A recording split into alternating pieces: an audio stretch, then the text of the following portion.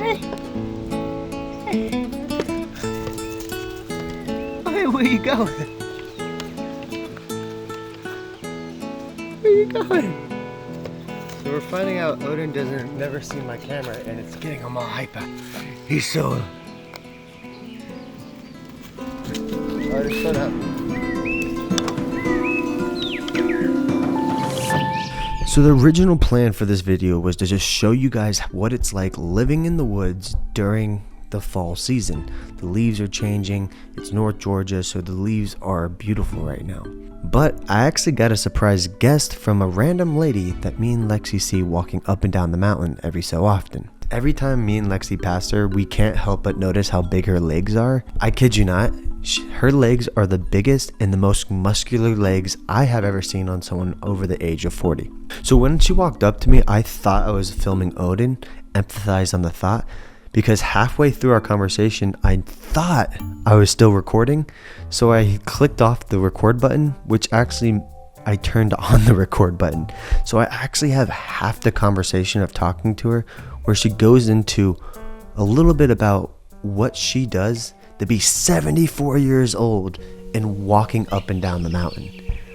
So before she came up to me, I took Odin around the mountain just to get shots of the leaves changing. With working remotely, I find it important just to find time to experience nature. Something about this time of year with the rich reds and yellows contrasted with the greens brings like a sense of peace and presence in the moment that I feel like you don't really get at other times of the year. Odin is off-leash trained, so in certain areas of our walk when we were far from the road, I let him explore, which I think he actually really enjoyed, because when he's in a heel command, or on his leash, he's a little more tenser than when you just take the leash off. And I feel like some of these shots really show him exploring and seeing the nature and kind of soaking it all in.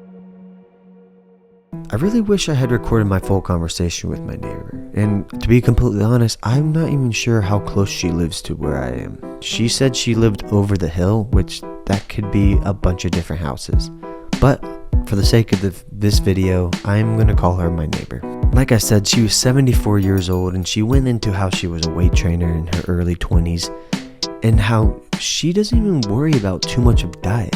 She even says she eats a lot of fats. She then goes into some details about what her husband did, and he was actually a part of some research studies about healthy hearts. So without further ado, I'm going to show you what she says about healthy hearts, and hopefully one of these days I can get the rest of it from her. So here you go. By every year in a van equipped to do that, and he checked the people who had especially strong hearts. Was keeping records on them, and my ex-husband was in that group, and he would ask questions, what do you do, what do you do, and he told him that his findings were that people who did strong heavyweights with legs, heavyweights tend to have very strong hearts. Okay, so... And he did strong. Did you do a lot of leg stuff? I didn't do real heavy, but I did good enough, I guess, for me. That's interesting. Yeah, but the ex-husband... Skinny legs? Oh, no, he was strong-legged. He'd squat 450, 500 pounds Oh, wow, on a regular basis. But the technicians seem to think that that's, in his records, that seemed to be what was keeping this particular group of people. Real strong hearts. So you heard it here first, people. If you skip leg day, you have a weak heart. You also probably cry more too. Okay, I added that one. But like and subscribe. Until next time, peace.